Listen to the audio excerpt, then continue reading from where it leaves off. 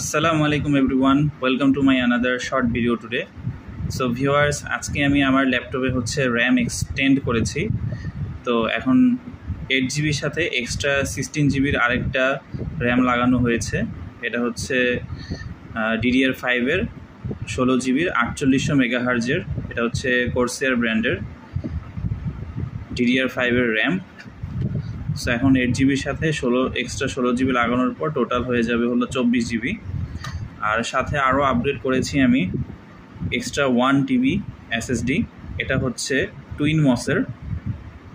So এটা read and right স্পিডটা তুলনামূলকভাবে অন্যান্য ব্র্যান্ডের থেকে অনেক ভালো। সো কোর্সেয়ারের আমি একটা নিতে চেয়েছিলাম, সেটার মধ্যে হিটসিঙ্ক ছিল।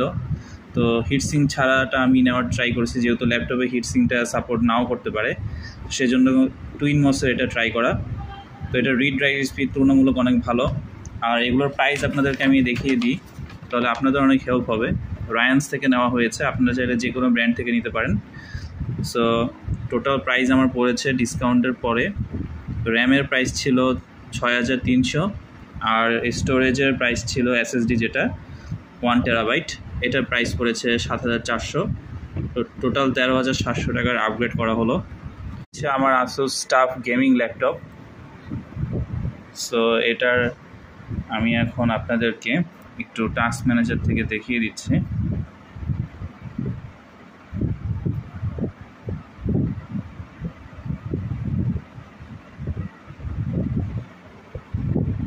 সো ল্যাপটপের পারফরমেন্স এখন আগের থেকে অনেক ভালো হয়ে গিয়েছে।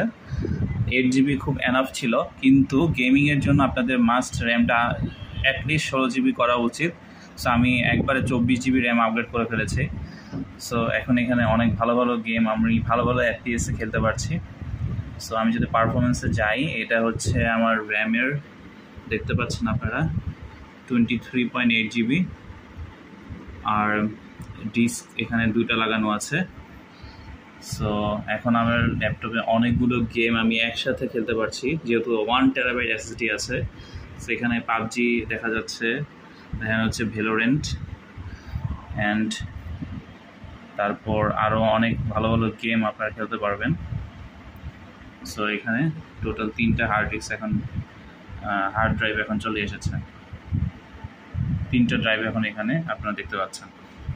So thank you. ভিডিওটা ভালো লাগলে অবশ্যই সাবস্ক্রাইব করবেন, আর যদি আপনারা আরও আপডেট জানতে চান তাহলে চ্যানেলটা সাবস্ক্রাইব করে রাখবেন। আমি আরও নতুন নতুন ভিডিও নিয়ে আসবো, এবং কী ধরনের ভিডিও আপনারা চান ল্যাপটপ সম্পর্কে যে কোনো কোশ্চেন থাকলে সেটা আপনারা কমেন্ট করবেন।